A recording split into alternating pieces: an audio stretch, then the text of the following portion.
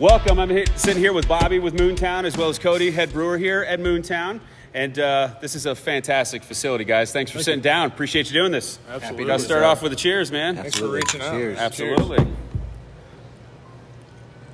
Yeah, everybody's been in the bar business. Got to do one for the bar, right? Yep. You know. Well, one of my favorite jump-off points within these discussions is origin story. And you guys have a pretty unique one here, obviously with the facility and the attachment to Whitestown. But for those that may be unfamiliar of your operation here within Moontown, kind of tell my audience how you guys got started. Sure. Yeah, I mean, it began with home brewing, first and foremost. My dad was an avid home brewer when I was in high school. I guess both of us were in high school at the time. And, he was an avid into beer. Then he quickly got into home brewing. And the first beer he ever made was King of Troy, which is now our house lager. And he entered it into the state fair and got a 45 out of 50. That was first ever beer he entered. And he was like, I think I'm pretty decent at this. Still didn't medal, though. right? He didn't get a medal. Yeah. That's right. He didn't get a medal. Almost a perfect score, but no medal. And just like, what? But he's an engineer. He's kind of got that mind. And he just kind of took it from there. So even in high school, I found myself helping him out, dumping wheelbarrows of spent grain out in the backyard. And it really just picked up from there. I mean, that started the love of beer.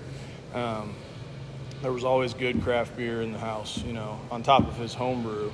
And then in college, met Cody, and he had a love for craft beer as well. But it really took off from there, and we went separate ways, and it kind of circled back. And Yeah, I always like to tell it that it's like two threads almost, really, because you've got Pat, Bobby's brother, and he and I went to school together at college, and that's where Pete lent us his first system, which was like a 5-gallon pot, and just real rudimentary. And but we were into craft beer already, and then Pat's one day like, "You gonna make beer?" I'm like, "Yeah, hell yeah, that sounds awesome. Let's do it." First batch took off and was great. We finished college, went separate ways. I pursued a career in health and wellness out in Arizona. Loved what I did, but still was digging this hobby. Got into ASH, which was the Arizona Society of Homebrewers, one of the largest homebrew clubs at the time, and a lot of older people. I was like young as can be walking in there and pretty intimidated, but met some cool people, and again kept driving the craft that way. Started knocking on doors, and then finally got a job with Gordon Biersch. No longer around, unfortunately, but used to be one of the foremost brew pub chains in the time. So while that's going on, I finally, again, that was years in the making, and I'd been out in Arizona already about 6 years at that time, so just doing the health and wellness thing, but still always pursuing craft on the side. And then I finally got my foot in the door as an assistant, which was great. So I kept my full-time job and was assistanting for a while. Meanwhile, and that's, I think, again, the other side of it. Yeah. Bobby came back from Florida, and I'm not getting the timelines exactly right, but I'll let you tell your side. Yeah, no, it's because there were two. It's like these seeds were planted a long time ago. Bobby's got that, early days of helping Pete out in the barn brewing, come full circle to come back and be like, and I'll let him tell that part about being like getting into it. And he had planted seeds unknowingly in me long ago after I homebrewed, and then starting with Pat in college. And then I pursued it professionally that way, so I'll let you take the... Yeah, it's funny, too, because I studied exercise science in college as well. We both have the health and wellness backgrounds, but... Still into wellness. Yep. Towards the end, I started working at bars and restaurants in Bloomington and kind of got that. Started getting that experience and did a lot of that in my 20s. I dabbled a little bit in construction management. That's what my family's in. But yeah, when I was doing that in Florida, and when I moved back... I just said to my dad, I said, hey, I hate construction, to be honest with you, but I want to take this brewing to another level. I'm starting to get that restaurant experience and kind of that service industry experience. But I had this love for craft beer, and just expanded our home brewery up to a full barrel pretty quickly, developed a lot of recipes, and before we knew it, we were winning the Whitestown homebrew competition and met some people that showed us this beautiful spot, and Cody was getting hit, I had moved on at that point. I was running individual spot brew pub in Kansas City at that time. So I'd worked as an assistant for almost that entire time, probably like a year and a half, almost 2 years as an assistant under a guy that was 15-year vet, Gary Fritzy. Really well knowledgeable. Had worked in some other big places, but had been 15 years at Gordon Bierce at that time already. So I couldn't have got a better teacher. Guy went to school for it too, so I did not. I was home brewer and then just very interested, passionate, and I still say to this day, right place, right time. I think we needed each other in that way. I mean, he didn't need me, but I was a great worker. He didn't need me, but I learned a lot. It was a great bonding and learning experience. And then I went on to Kansas, and that was the whole thing. They were training. Their model was to train guys up like myself, and then put you somewhere if they needed you in maybe a new location. So they sent me off to Kansas City to run that facility because they were really those models was brew pub centrally located in bigger cities, where they were trying to do with little restaurants around, and then so the one production facility would make all the beer for those other, like we had 3 restaurants in Phoenix, supplied off the one. So Kansas City only had 2, the existing one where the brew pub was at, and then another restaurant. But did that for like a year and a half, and then that's when like he hit this Whitestown thing, the ball, because again, it's like that thing we talked about for years. We stayed in touch that whole time. Yeah. And just the right things happened at the right time. You know, Mm-hmm. he was getting that professional experience, and I was getting the kind of the restaurant management experience needed because we are a full from scratch restaurant too. And it just kind of fell into place. And here we are almost 4 years old now. Yeah. So. Yeah, it's fantastic, man. I love this old gym aesthetic that you guys have in this place, and it's a really unique space that you can actually have like a big beer hall with respect to that. Now, one of the things I also like about this space is creativity is a hallmark of the craft brew universe, and that's always emblematic in the names of the beer. Obviously, I'm drinking the Czech, but what goes into coming up with the names of your beer, man? Everybody's got a unique story on how they do it. So what's yours? So we create storyboards and we write out it's like, what is it, 25, 50? I'm joking. I'm totally fucking around. We don't know. I've got a list in my phone though, actually, and he does too. Like we'll keep them, like if we're out drinking or like, you know, just hanging out, we're like, beer name. Yep. Write that down. Other times we'll make a beer and then we're like, man, we got to call this something. Yeah. Kind of a good example is this anniversary beer we got coming out that's really awesome. A lot of very probably the most local centric beer we've done. Most of our beers are almost all Indiana Sugar Creek malt anyway. Like the vast majority of the profile is. We specialize and get specialty malt from Germany, Belgium, wherever, you know, we're going to make a specialty beer, but that silo outside's filled with Sugar Creek right out of Lebanon. So, but this is like this beer that we're doing. We had no name for it. Yeah. The anniversary's coming up, and he's like, anniversary beer. I'm like, perfect, because we had some. I had it could have been a couple beers, but we're like, oh, we need an Annie 4. And then instead of like trying to come up with like, what are we gonna call this beer? And we are kicking around some funny ones anyway. But it's you know, A lot of the names of beers started in home brewing. So we had there's carryovers. we already had some beers with Yeah. names. Like King of Troy was a beer my dad named early on. A lot of his relatives are from Troy, Indiana, down southern Indiana. Cecil's named after my grandfather. That's our flagship IPA. But most of our beers, the best beer names I think we come up with are over beers. When we're drinking, when we're when we're clowning, when we're talking. It's a fantastic process. Coming to realizations, you know. So like one of our, and we're hippies at heart. So one of our double IPAs is called, we came to a realization one day, a heady realization. Perfect. That's our double beer IPA name, heady realization. It's one of our top beers we make. So it's all pretty organic. It just kind of, a lot of them come to us. We ask staff quite a bit to help us with names, but yeah, we try not to be we don't try to force it. Right on. Now, I always like to ask this question because for me, the first craft beer that hooked me, and people have heard me say it on the podcast numerous times, was Fat Tire. You know, I was in college at that time. You're a broke college kid. You're just drinking the cheapest. I remember going to a cash and carry and getting a 24-pack of Natty Light for $13.99. I mean, that's right up the college budget. But then I try this Fat Tire, and I'm like, oh, what is that? Yeah. And then that leads to like a Newcastle and some of the Sam stuff. But obviously, Bobby, you came from a unique background where your family was already brewing, so maybe you got an early taste of that. But what was the first craft brew that hooked you to say, hey, man, this is going to be more of my life? So it was awesome having an older brother, although when I was younger I probably wouldn't have said the same thing. I love my brother to death, but yeah, he was 4 years older than me, but he was always right. The age gap was such that he was he was a senior in high school and I was a freshman. So I kind of still, not that I leaned on him too much, and he definitely let me do my own thing, which was, I think, good for both of us probably.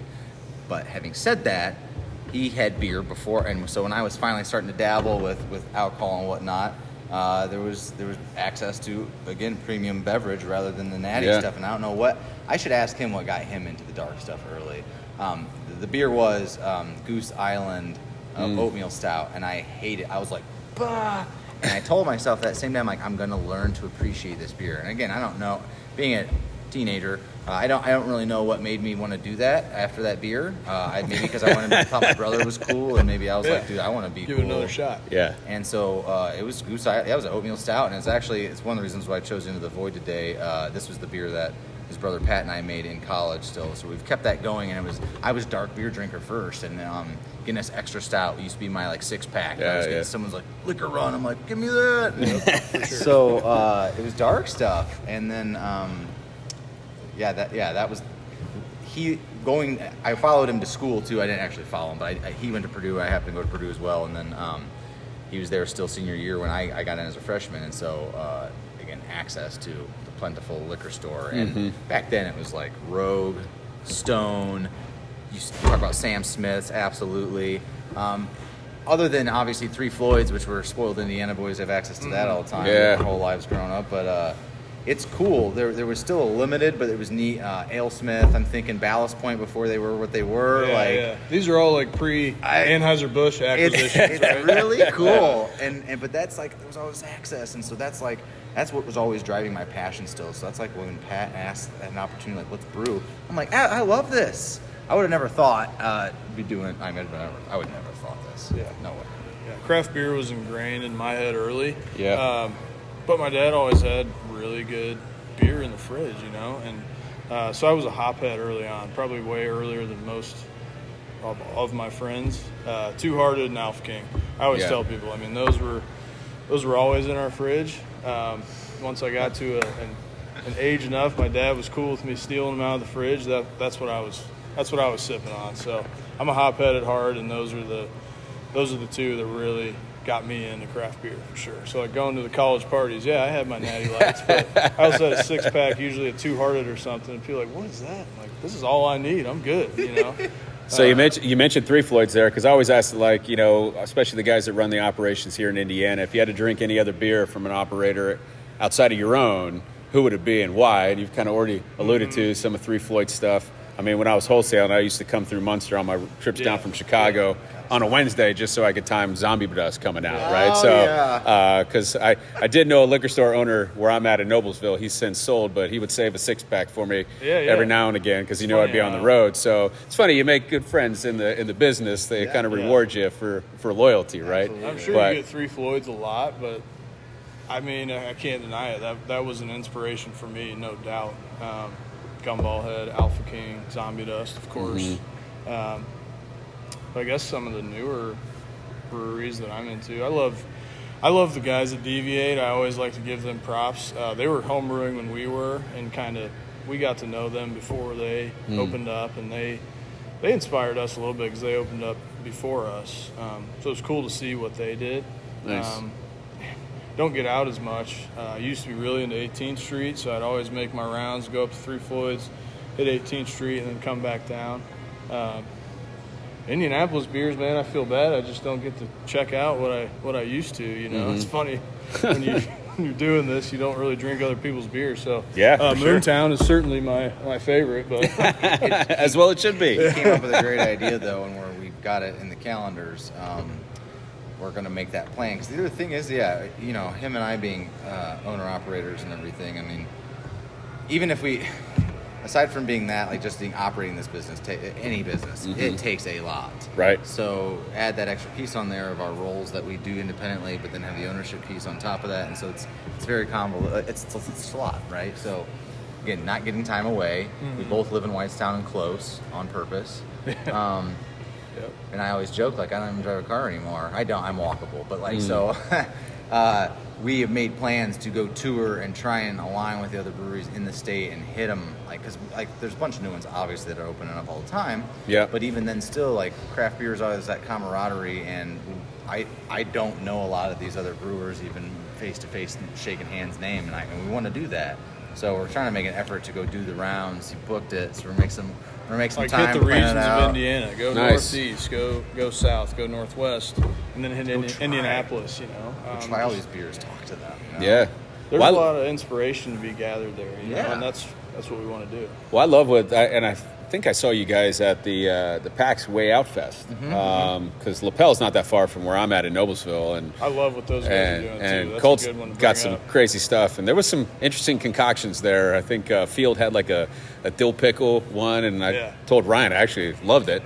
And then Anthony and some of the guys at Terre Haute, they had some crazy stuff, and I think they ended up winning that thing. But you guys were there, and I don't know if that was your dad. Oh, we sent my dad there. Yeah, Yeah, your dad so was he, there. Yeah. He's still in it, man. You know, he contributes where he can. You know. Very good. Well, as it pertains to this place here, did you guys draw any inspiration from other breweries that you had been to, as far as the aesthetic goes, to kind of to fill out this gymnasium here? Definitely. We so I developed a love for Vermont beer, especially being a hophead. I had to go out and get some heady topper. You know, I had to go to the source, try some Vermont beer, and one of the main things that inspired me there, aside from just the incredibly delicious IPAs they do out there, were the faucets, the taps they were using. So we got all these. They all were using these crazy roto taps. I was like, what are these things? And I learned that they were for wine. They were developed for wine, like draft wine. But then, of course, the heady brewers over in Vermont figured out these things work pretty well for beer. So that was something we had to have here. We believe they're the very best you can get as far as pouring draft beer. That was a quick little inspiration, but did a pilgrimage there, had to. Made Cody come with me too. We did it again and brought Cody with us, and It was just great. had a blast out there. But again, anything hoppy, I used to. It's funny we're all drinking non-hoppy beers, but Well, next round, your palate definitely go more evolves, hoppy. you know. But Russian River too, what they did with Pliny the Elder, that was always one to go out and check out. So went out there, and I don't know, the vibes are just cool, man. And we wanted to try to make our own. We feel like we have a really good vibe here, really good neighborhood vibe. So I think inspiration there, just going to these spots, and you're like, man, you can tell the neighborhood really, really supports them. And for me, that's what I really wanted to do, and I think Cody would agree with that too. But yeah, man, got to have the right faucets to pour that beer, get the right beer experience. If you're familiar with McMinimans at all in the Pacific Northwest, so when they called and told me they had an old high school gymnasium, and I was like, oh yeah, do tell. The McMinimans brothers have restored historic schoolhouses, theaters. It is mainly, I think, like schools and stuff, but they've turned them into breweries, brew pubs, hotels. It's all old stuff, and they've done, I've been out to Portland one time, but I did not. We actually walked right by a McMinnon's bottle shop. This is a bottle shop. I should have probably still went in. Shame on me. We're going for donuts, Blue Star, I think, or whatever the other one is. They're not Voodoo's, but anyway, yeah. Being able to be being Indiana boys, and this is Bobby's backyard. I'm from Mishawaka area originally, but it was cool as can be to be doing a high school basketball gymnasium, renovating a space that was defunct. I mean, it was 4 walls. It was a shell when we got it. It had been numerous businesses, but by the time we got our hands on it, and I still wish I would have got to see it when it was at its total grunge. By the time I saw it, they had done a lot of work already, and the floors were torn up. I got to see it pretty early still, but one of the things was we didn't want to alter the space as much as we could, and we haven't still. And that was, again, the aesthetic. It breathes the life that it still is. One of the coolest things is the people that went to school here, taught here, come through still, and they'll sign some of the old photographs we have. And it's just Oh, that's awesome. That's the coolest thing for me to have them come in and get to eat a meal. It's just neat. I don't know what they would have done had we not moved in. I couldn't have been more ecstatic when they were like, "We got this building, and this is what we're gonna do." Because all it is put the partition wall up. I mean, for the most part. Yeah. There are other things, but otherwise, yeah. And he said it right away. I mean, I think that's what a brewery is. It's a community space, and so that was part of the brew pub model as well. If not, like, everyone wanted to do tap room. That was it's still funny when you talk because like things move so fast, especially in like craft beer right now. I mean, everything does, but craft beer was just ripping. And when we're having these conversations, like you talk in conversation, 4 years, the model's changed already because at that time it was just these like big production facilities with like rink-a-dink tap rooms pouring beer, and I was like, I'm not into that. And then, granted, I came from heavy brew pub, but again, back to like wanting to be community space, wanting that feel, wanting more like warm and let's hang out, let's talk, let's be a place that you do that at, rather than feeling too just like all metal and like cold, I guess. And that's fine. I love tap rooms. I'm not dogging on the model or anything like that. It just wasn't for like that. Like that's you were asking about like just the inspiration, and the aesthetic, and we wanted to make a cool space to come hang out and have awesome beer and food and just have a great time. And so all the individual brew pubs that we've been to, I still have not got to grace the ground of Sierra Nevada, but people like that still just doing epic things, and that's always inspiring. I mean, they still are pioneers, and it's like, and a lot of the great ones are destinations, right? So that's what we knew we had here, and we had to make sure we made this place a destination. And that's something that's evolved a lot over the years. But we have the restaurant, we have the tap room or beer hall that we're sitting in right now.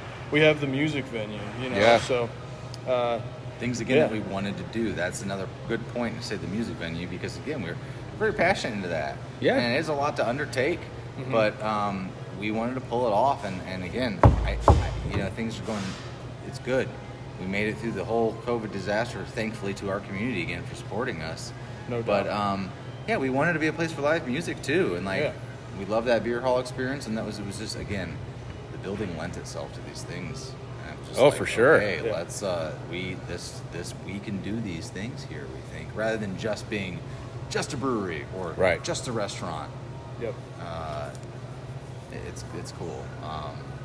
That's big, man. That's big. I mean, when it pertains to, you guys obviously both have a home brewing background. You spent time in various operators, whether it's Gordon Biersch or, some of the restaurants you worked in Florida, Bobby. But is being an owner-operator different than you thought it would be? And when I speak with business owners all the time in my day-to-day, it starts off as a passion, but then you realize that, hey, if I'm in the beer business, I'm a manufacturer, right? So is being an owner-operator different than you thought it'd be, given your backgrounds?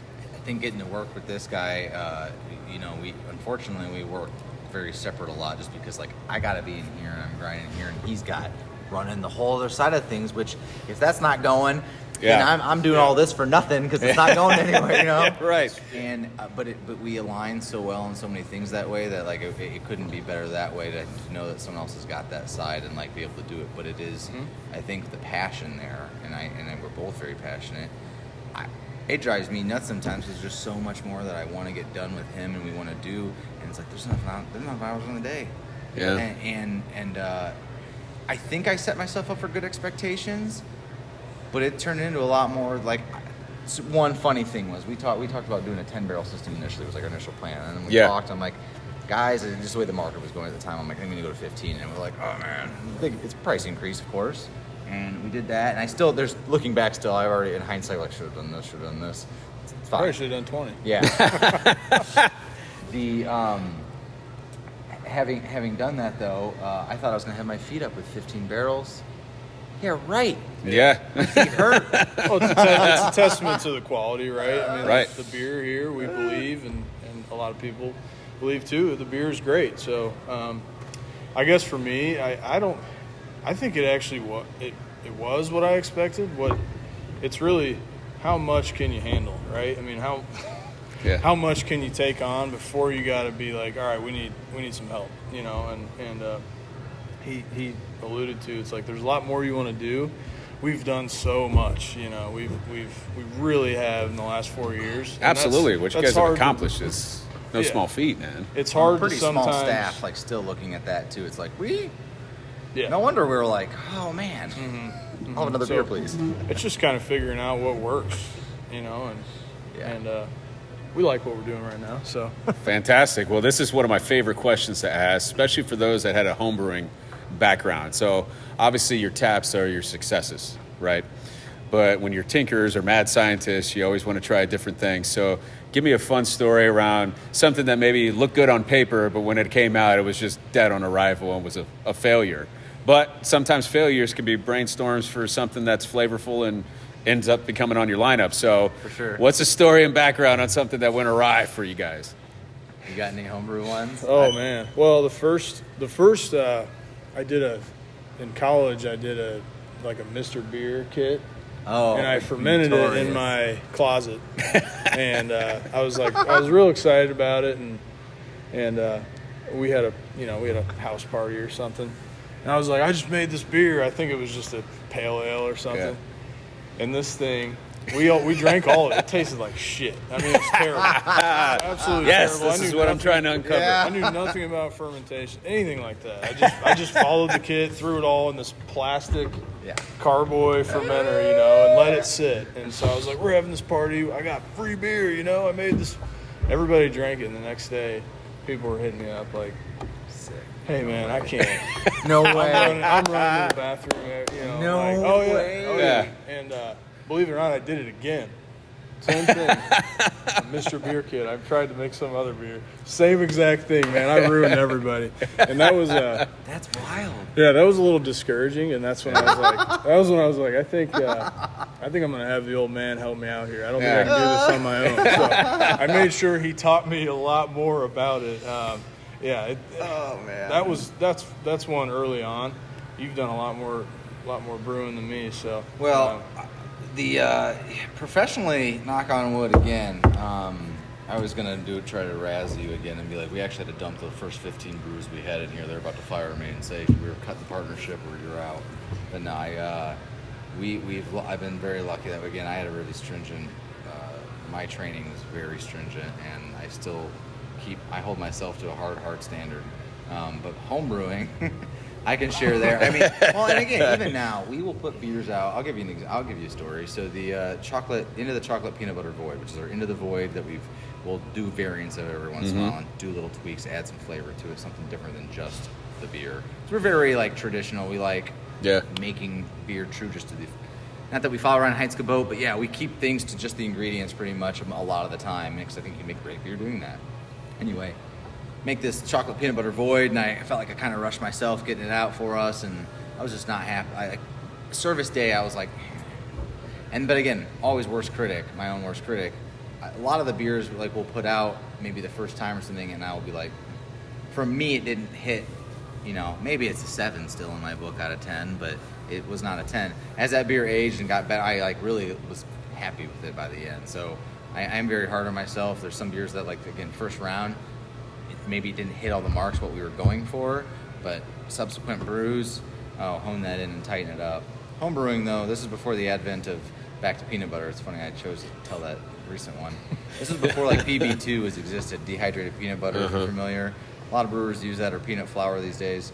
It was not available, and all the research I could do online had said, don't put peanut butter in your beer. The oil is bad for you. Everything said no oil, no fat. You can't do that. And I knew better. So I got the natural stuff from the store. I'm just like, I'm going to go for it. Let it all separate out like it does, all that oil, pour all the oil off. I've heard guys that do that for weeks. I did that. Got a bunch of peanut butter, put in a beer. Woo! That thing, I don't know if I still have, I think I finally dumped the last. I was still holding bottles. I mean, this is 1 year old now. I don't know. That did not work. Now, like everyone says, oil will kill your head retention, so the beer would fizz up and foam real quick and then die down. The sugar and the peanut butter drove up the alcohol in the beer, so it was super harsh and alcoholic. That's probably the biggest miss, but I knew it was a miss going into it. I could see during fermentation there was an oil slick on top of the carboy, and I was like, this isn't work. And saw it all the way through, bottled it up, but yeah, that was horrible. I mean, again, someone might drink that. It's at a college level. You're like, well, it's hooch. You're probably 10%. free beer, Someone's free alcohol. Yeah, there you go. The good thing for us is when we started Moontown, we knew that there's a real jump from home brewing. Even if you're the best home brewer there is, there's a serious jump from that to this. So we kept in contact with Cody, and we knew that he was getting that training that was necessary to kind of hit the ground running. So Gotcha. Lucky for us, and I guess smart for us too, was making sure we had somebody that knew what the heck he was doing, and so obviously I would say our beers continually just keep getting better. There was a learning curve for sure, but I mean, our beer was pretty damn good right off the bat.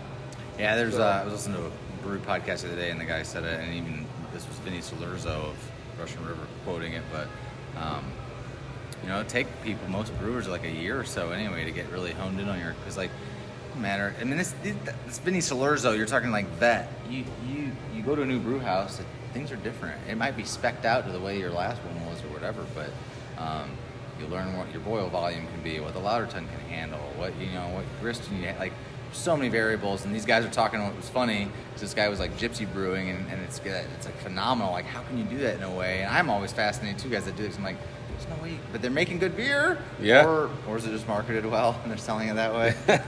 We also we worked closely with him, and we wanted to make sure he would be comfortable brewing in here right off the bat. So we got a system very, very similar to what he had been trained on.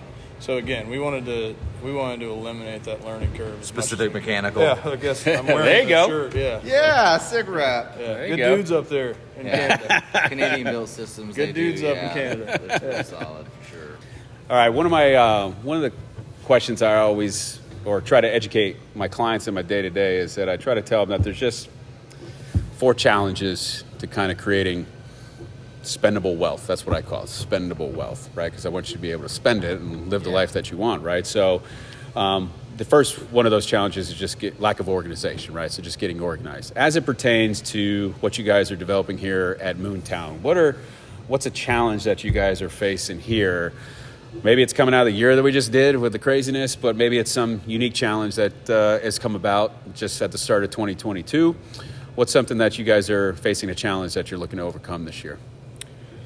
I think for me, the biggest challenge, and really it started kind of before COVID, but during it, is staffing. We have a really awesome core staff, many that we've had since we opened. But the challenge is burnout. Yeah. We continually get busier. We continually do more. We continually ask more of ourselves and our staff. So it's always trying to find good people to bring in to eliminate burnout in our staff, in our kitchen, and in our front of house. So that's been a continued challenge the last couple of years, and there's no doubt it's going to continue this year. On top of having plans to have yet again our busiest year yet. So continuous challenge there for sure. Yeah, I would double on that. I mean, because again, it's all the things we want to do. And I know we were speaking off camera about simplicity, and that's I was going to kind of laugh about that. It's again the challenge is doing that. Like, how can we simplify things? How can we do that? But most of it all goes back down to getting more people to take on other roles, so people aren't juggling so many balls all together. We have been so fortunate with the people we have, no doubt, being able to make this place run. We just recently had our employee appreciation party, and sharing that sentiment with them all, because we know we could, like, it's funny how much we look back and see what we get done for our get done for the business, and then what we're asking others for, and to try and beat so people don't get burnout. You got to have that balance so people aren't feeling like they're like, oh man, I'm always. But we have it's where we're at, and it's where society's at right now. Sure. And, us trying to be really solid. That's something else. There was we went through our different changes to the industry, and if you were unaware, Me Too kind of had a whole swing through craft beer as well, and did a lot of cleaning of house and righting wrongs. Like I always like to say, they probably didn't get everything, but there was a lot of shakeups. Yeah, and again, I hope we try to be really good owners that way and treat our staff very fairly. And again, we need that it's lifeblood of anything, right? It's people, always people. So I hope that we're already doing a great job, and we look for other ways to improve that employee experience. And again, I hate even talking, like, again, it's community. This is our Moontown community itself, beyond the community that supports us, but we have that in here. It's because again, we're just we do so many things, and we want to do so much more. and we have passionate people who we're driven, and you need more hands. Sure. Challenges otherwise, it's just honing. I think we're to that point, like we just getting out of all the mess, and having this last year, which we've been able to review and going over things, and he and I are making plans. It's figuring out how to simplify those things, and we were also talking about simplicity, and your book, Ask the Why, it made me think a lot of, we talk about Stephen Covey quite a bit, and so there's like the 7 habits always, and I'll always be like, sure. seek to understand, talk about that, and then also the 7th one, which is always sharpening the stone, and I'm always hard on that one. It's like always better, always working on getting that knife edge a little sharper every day, and what cool, yeah, the place is running great, and it is. Mm-hmm. What can we improve on today? And like I was saying before, I know it's hard on a lot of people. It's driving all the time, but you like to keep growing, to do those things, growing in other, like, it's just keep working, and it's fun. There's so much to do, as if we need more, but so I think it is. It's working on simplifying processes, smoothing things out, getting other passionate people that want to carry on this torch with us, mm-hmm. and drive forward what we're trying to do here at Moontown for Indiana, and it's exciting. Right on. Well, you mentioned community, and one of the things I always like to do is as I get the backstory and look at things that you guys have done or your website or whatnot, I always look for a mission statement. You guys have one, and I wrote down all 5 of your mission statements. You have quality, hospitality, authenticity, teamwork, and community. And there's 2 I want to zone in on. Sure. Authenticity, community, because you said it first, Cody, with community. What, other than what you just have on the website as a definition, what does authenticity and community mean to both of you? There's a lot there. Authenticity still is like everything we do, from the beer and I wish I was going to actually prepare this for today, because I heard on podcast today. There's some oath for. I like when you don't prepare. That's fine. There's a thing from I think it's the Master Brewers Association, talks about the oath of brewers, and it's to make be honest about your product and not give something obviously safe, but it reads really well, and it's a thing again that people want to make. It's funny that lagers are becoming a new trend, mm-hmm. Because that's what I was trained in, and now it's and Gordon Pierce went under, and you're like, the best lager makers. Okay, I don't know who messed that one up, but it's staying true to the product, and we've been that way from day one. When I came back to Indiana, he introduced me right away to Caleb Michalke at Sugar Creek, and got in there, and that was. Again, I'm trying to hit dates, but that was when local malt was, and we're getting a bigger rise in that thing too. It was just getting it started. It was getting, and he was like, "We got a local malt store." I'm like, "What? Yes, dude, this is awesome." And it's so being authentic. We don't bullshit any of this, mm-hmm. and it's actually another thing we've been meaning to add to the website. Is kind of an explanation of how our approach to beer, because sometimes I feel like we're boring, or I'm like, oh, whatever. And the only reason I say that is because we brew classic to style. Some people have a really hard time accepting that. Yeah, for sure. When you come in and you want a Hefeweizen, you want that to taste like a Hefeweizen, and it should. I'm all for the experimentation. Which it does. Yeah. Which it does. I'm all for experimentation and trying those things, but again, we're not doing parlor tricks. There's no gimmicks. Busting my ass to make the best beer I can for us, and I'm proud of that, and I'm never gonna. I don't cut corners. I don't, and that staying true to that every day. It's just like anything. You just gotta. Today's job, I had one of my farmers couldn't pick up the grain. No big deal. I'm not trying to dog him. I had to go shovel all that out myself and then clean the bins. That's 2 weeks in a row. He's had to shovel grain in the rain. In the rain. 2 weeks in a row, man. It's just little stuff Commitment. like that. Yeah, it is. Yeah. And so that'd be the authenticity piece, because again, we say scratch kitchen, and it is demoralizing sometimes when you see people just jump on the buzzwords, right? But we're using Fisher Farms meat, and the chefs we have back there, Ian and Nick, are so talented, and they drive a great team. And what we're doing from it's so unreal how locally sourced that really is. Other people just get to say that stuff, and it just doesn't resonate. Yeah. We know we have the community support though. Our regulars, we do, and that I guess that would tie back into the community thing. Yeah. I said it was Bobby's backyard, and it was. I wish it was kind of mine, although I like South Bend. Mishawaka's cool. Yeah, Evil Check. I've been yeah, there. yeah. I've been through many times They, on my travels. It's great, though, to be in Indiana, to be able to do a brewery in Indiana and do this. Because again, pie in the sky idea for a long time, to be able to do that and then do this. We were philanthropy focused, too, from the jump. And we were talking about trying to do like one of our beers on tap being a philanthropy beer every month, which we're still going to work towards that goal. You may be familiar with our Pints for Park series, and so that was like the big thing that we like. We're like, there's that works. We donate proceeds back from each part. We're doing all Indiana state parks, and then we're donating proceeds back from each beer back to the state parks, and it's been around like $1,000 a beer, which has been pretty cool. And we're gonna do all 32, and then maybe like start doing repeats or do some of the other stuff. But so that's bigger community. That's Indiana, obviously. But again, we're trying to being in a bustling new town. And Whitestown's busy. They got their hands busy, and so. But we're trying to get involved as much as we can there. Boone County, do these things, and it's very important for us to be involved as much as we can with any community outreach and continue to grow those things because they got us through COVID. There's no doubt. We shut down like everyone else, and we had a meeting here. I remember we were sweating bullets, just thinking like, what are we gonna do? Some tough days. Yeah, that was tough.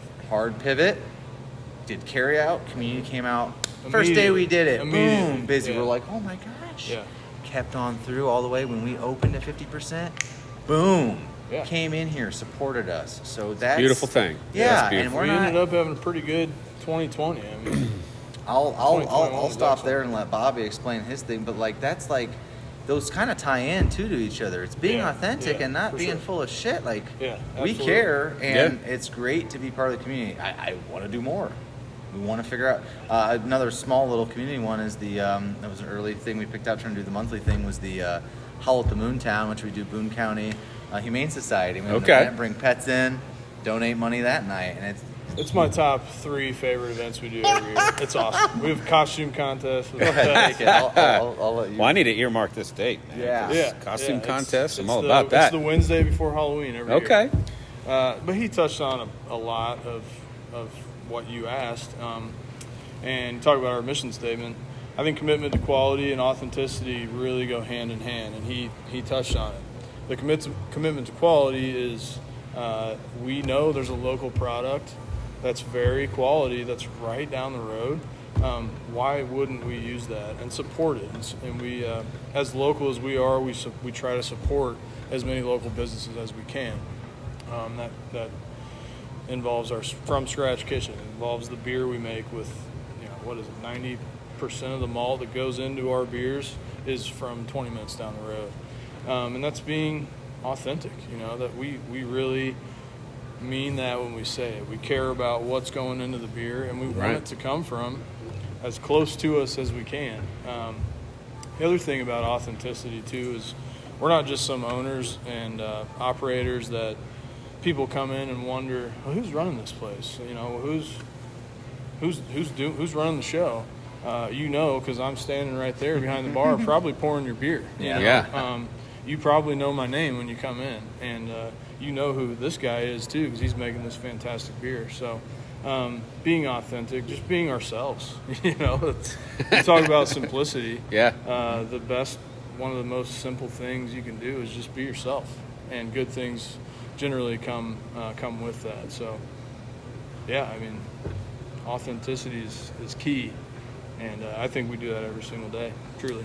Right on. Now, you brought up trends, Cody. So, the lager trend. Is your background as a mad scientist, and even you, Bobby, as tinkering in the home brewer, is there any trends that you guys see that are going in a certain direction where you're like, I can see us making something that plays into that trend coming out in the next year or so? There's still stuff like, I even bought the book back there. It's on the shelf. I haven't read it. It was How to Make Seltzers. And I've always thought as a brewer, you should be able to make anything that's out there, any style of beer, like a good brewer. Like you really want to call yourself a brewer. And I haven't made them all. Yeah. Yet. And I'm young by a lot of standards anyway, in the coming up on, I think, year 8, but still, anyway,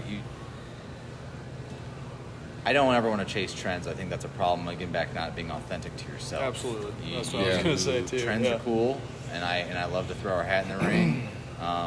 It's kind of funny with the hazy thing, and honestly, like he said, Vermont, and it's made me think about. I love the way that we make our hazy beer, but I could still see dialing back some of the way we make it, making it more Vermont-esque, which I would say a little less cloudy and maybe a little bit more drier on the finish. But again, we like And what bitterness, we make. man. Yeah, that's what we keep. Yeah, We don't care if our beer is the haziest one you get. It's always going to have bitterness. Yeah, not be sweet. That's just. Yeah, that's because that's. I hate to go back to your last question, but authenticity, man. Yeah.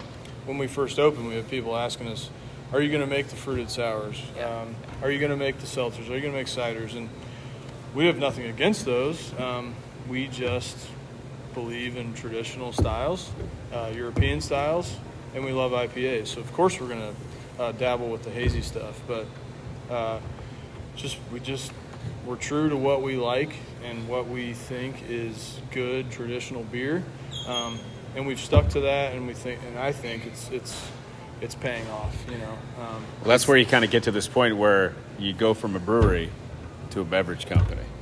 And there's some that fight that, and there's some that embrace that, right? When you get to the scale of a Sun King, where you can have a distillery, you can have seltzers, you can have all these different things. Mm-hmm. Well, you got the scale, and you got one specific sleeve that generates 40% of your revenue. Right. It's a different game, but just trying to tinker and bring some things out just to appeal to a certain section of the masses is not always the best route, right? And if you don't do it well, then what do you like? And that's another thing of like. And I trust myself. I've confident in my ability, but at the same time, I'm not going to be that cocky and be like, sure, I'm going to put this. And again, good brewers can. Yeah, for sure. And we don't chase the trends. I think we still try to do what we do. Sure, we've got a good amount of haze on these days, but that's because unfortunately you put a clear IPA out there, and I don't think it's going to move like you would hope it would used to. We talked about that again for our beer lineup this year.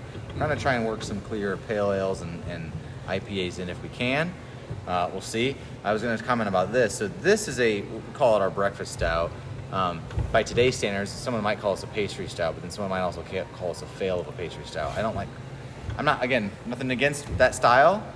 I wasn't trying to make a pastry stout here. This is a beer that was inspired by Founder's Breakfast Stout. Mm. Coffee, chocolate. We've added maple syrup to it. Local maple syrup. And local. That's right. Love it. And local coffee too. Yeah. Everything, man. It's funny. You look around, you could pick things out in this place, or even outside this place. Yeah. The wooden tables. Everything is local. It really is. And I will say too, when we first opened, we could have easily, and don't get me wrong, we do listen to feedback, and we're always appreciative of that. But we could have easily said, "Oh, you're asking for a fruited sour? Sure, we'll make it, just because you want it." But we chose to be authentic and stick to what we know is good beer that's been made, frankly, for hundreds and hundreds of years. And again, it's paying off, and people we think are noticing. We're noticing. So. You said it earlier about people will drink good beer, and I think it's like you do have to balance what the consumer will drink. Indiana is a funny market as far as what consumers actually want around here. Yes, it is. What national trends are. We've been fortunate again with community support with the lager game, and I think we'll continue doing that. And I have to laugh that that's becoming a trend. I'm like, these beers have been around forever. Newsflash!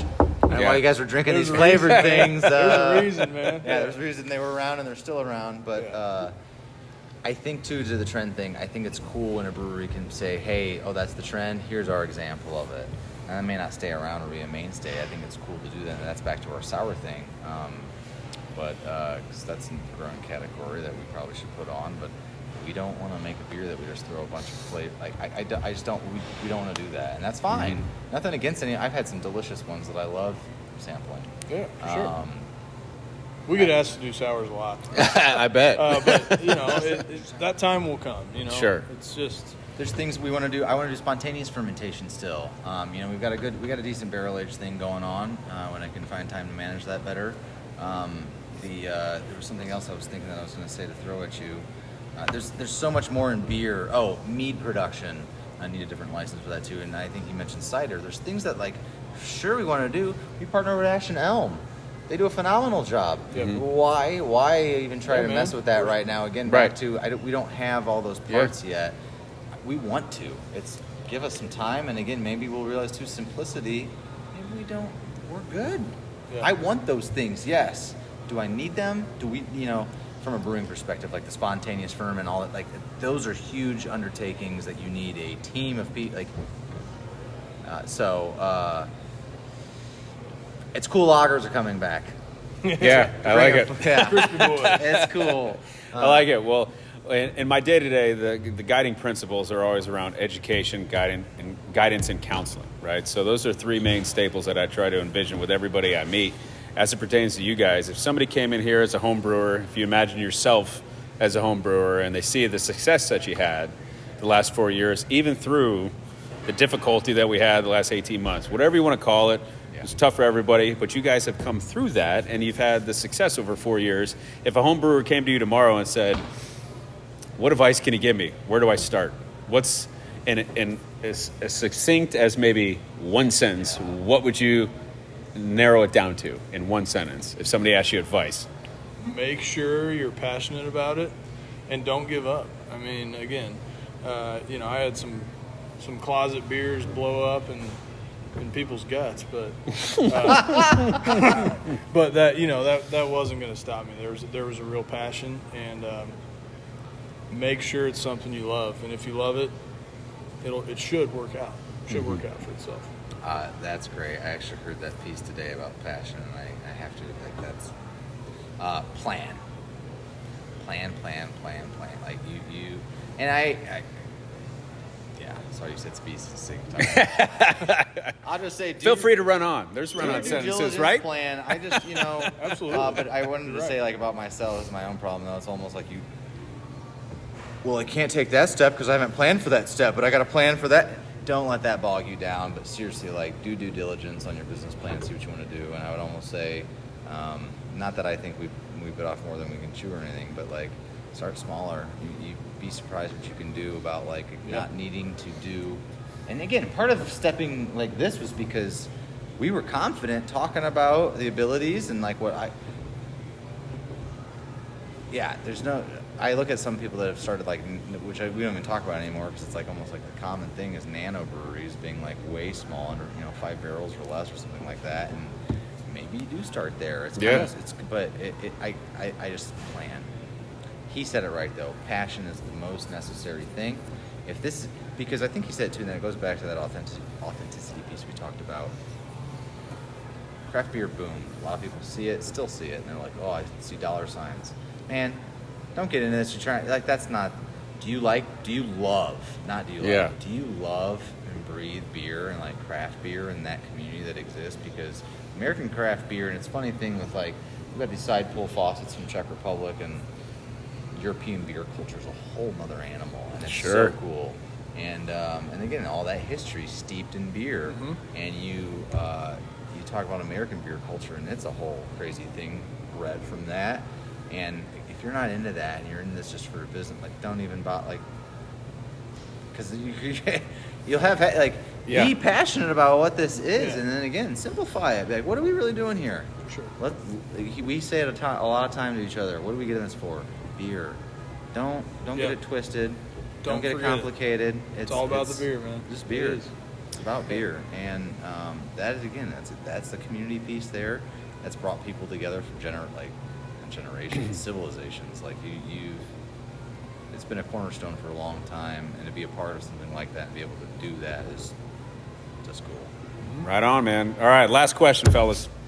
I ask this question to everybody I engage with for the first time when they sit down, whether it's coming to me for the first time, they want to learn about something on the wealth planning side, but I think this is a perfect question because I don't like looking out 5 years or 10 years. I think 3 years is a perfect time to where you have enough distance to where we can look back and see value creation, right? So if we sat down for a podcast 3 years from now, what do you guys envision and what do you want to see accomplished for Moontown that if we sat down 3 years from now, we can look back and say, we're on the right path, we're going to where we want?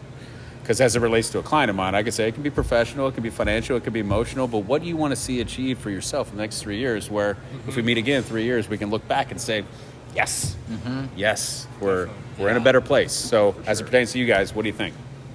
Well, we talk about growth a lot, and we want to grow. But I was thinking about this earlier when we were talking.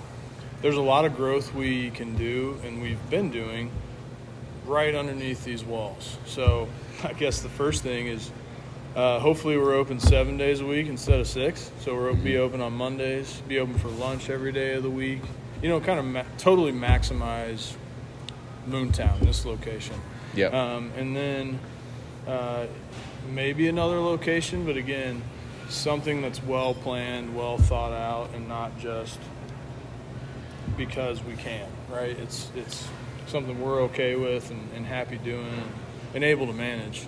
The other thing is very selective distribution. We weren't built on distribution at all, and we're not really interested in being at, I don't know, B-dubs. I hate using them as examples, but those kind of places. Every liquor store in the state, say that. Or the liquor, we're not interested in that. We want to be at the cool bottle shop that's just as interested in us as we are in them. So just being selective growth is what I'm looking forward to, and I think we're really on the cusp of. So in the next 3 years, I think you will see that. An example is I'm a big golfer. I love being outside and thinking of ways to do active things, and how can we incorporate beer into those things. Golf are perfect for that. Our state park series is perfect for that. I mean, why not go to Turkey Run and drink a beer while you're, in the middle of your hike or something. So organic, well thought out growth is what I'd like to see in the next 3 years, and I think we're on our way to doing that. Fantastic. It's hard for me because, again, there's those multiple levels, and as we talked off camera a bit about being new parents, there's a whole emotional and life balance there too that's come real. And I think I'm doing a good job doing that still, but I think in 3 years I would like us to see, and I still feel like we are again. It's amazing what we're doing with the team we have. I'm just saying that from it's the same people that walk in the store every day that work this place. It's the same. You're like, dang, you on a double today? Did you close last night? What are you doing? Yeah. And I can't thank everybody enough again for wanting to do, like I said before, carry this torch with us and march on with Moontown. And I think it's being a more well-oiled machine, having those teams in place, so that we do have the time to sit and this is fantastic. We barely get enough time to meet as we like to, and so to be able to do that and talk bigger picture stuff and be like, what else can we do, or how can we do better? Those would be big things for me. I mean, you look at the brewery perspective, I would love to, like I said, I'd love to have some Sponto fermentation going on, or some grow the barrel program. Those would be things for me that you talk 3 years. Those I would hope honed down. I would love to have maybe 2 more people at least on the brewery team. Let's start getting things rolling. It's hard. It's very hard for me to think sometimes about relinquishing duties and growing that way. I mean, that's a big growth point for me right now, is thinking how can we grow as business people, as owners, and you relinquish some things down. You have to do that at some point to continue that growth. So having a team in place, being a little bit more smooth, well-oiled. I liked what he agreed to.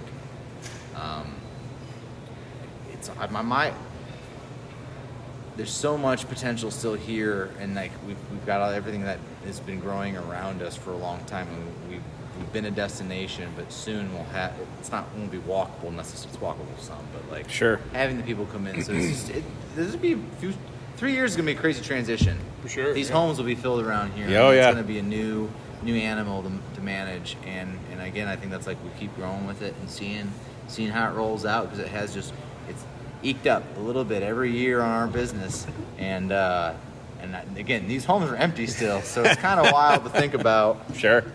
He said it before. I think lunch all of our days that we're open. That's a big one for me. I think we do that, and again, that's back to supporting our community and being a spot for people to come in and hang out. Next 3 years is going to be huge for us, I think. So that's a great question. I want this beer hall to be a community center. I want people to come in here and day use space. Like that was one. It's funny how many ideas we've talked about like day one, and we're finally getting to the point where we're like, okay, we're finally getting there. We're getting that goal. And as we go back year to year and make goals, but it's like, dude, we talked about that year one. We wanted to do that stuff, and that's cool. Yeah. You are working towards that still, and we're like, oh, it's finally been realized. We didn't even touch on it, but it's the band thing. I've been working hard on again driving the music. Yeah. We got some kill. Nothing against small local stuff. We love them too, but we're getting some big headliner names. Yeah. It's a good point to bring up. There we go. It's been a goal since day one, but yeah, next 3 years. I mean, Tab Benoit was a nice was a feather big in the one, cap, yeah. and that was. I've always said from day one, I do want this place to be known as much as it's known for beer and food and everything as a music venue and as Indiana's best small music venue. So that's something we're constantly working on. And so in the next 3 years, absolutely, that's going to be something we're continuing to work on for sure, and getting bigger names and things like that. So Not that it's it's always about a a work big in progress. name. It just needs to be a good time, right? It helps you. It helps. No, but we like. But, these, hey, man. Yeah. We're big music fans, so We are. I've seen so much live stuff that it's like now we can bring them to our own house, and that's cool. Yeah. That's really cool. I like it. Yeah. Well, boys, this has been fantastic, man. Hey, Whitestown, Indiana, Moontown Brewing. Come check them out. Cody, Bobby, they're here. Delicious beer. Come see them. Thank Cheers, you, Jeff. boys. Yeah. Thanks. Thanks so much. Thank you. All right, Appreciate boys. it. Cheers. Well, that's it for this week's episode. I hope you enjoyed the conversation as much as I did. For the latest on financial views with local brews, please check out our website at financialviewswithlocalbrews.com. You can also find us on YouTube via our channel there under the same name, Financial Views with Local Brews, as well as follow us on all of our social media platforms like Instagram, Facebook, where you can like and connect with us throughout the craft beer universe that we're trying to explore here in the great state of Indiana. As always, cheers. The next round's on me, and I look forward to seeing you for future episodes. Bye, everyone.